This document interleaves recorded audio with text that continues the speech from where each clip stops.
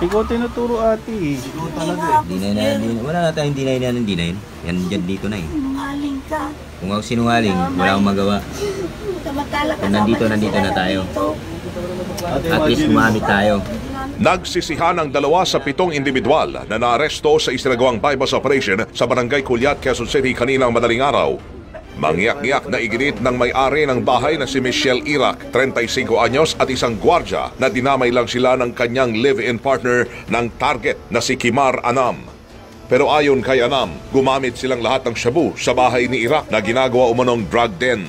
Kung sinungaling, bakit tayo gumagamit? Tama. Bakit tayo magsiyabu?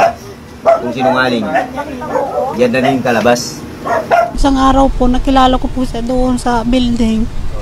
Nanguha po kami ng bakal.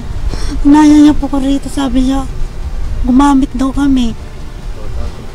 Gumamit po kami, tapos wala daw po siya matuluyan, kaya nakitulog po siya dito. Tinarget sa isinagawang bypass operation ng pulisya si Anam na nabilhan ng 200 pisong halaga ng pakete ng shabu. Sakto namang nagpa-pot session sila sa lugar, kaya agad ding inaresto ng otoridad ang 6 na iba pa. Todo tanggi naman si Anam na nagtutulak siya ng iligal na droga.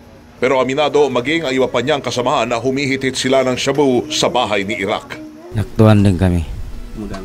Apo. Pero alam ko sa sarili ko, bawal yan. Pero wala na akong magawa. Tinatanggap ko yan. Ang patanggal pagod lang po. Yun na siguro gagamit siya. Nakalabas ka? Tanging ang kinakasama lamang ni Irac na si Clarence Mendoza ang tumanggi sa bintang na bumabatak ng shabu. Na-recover sa mga suspect ang 4 na sachet ng shabu, mga drug paraphernalia at bypass money. Maharap ang mga suspect sa kasong may kaugnay sa paggamit at pagbebenta ng iligal na droga. Weng de la Peña, Radio Pilipinas.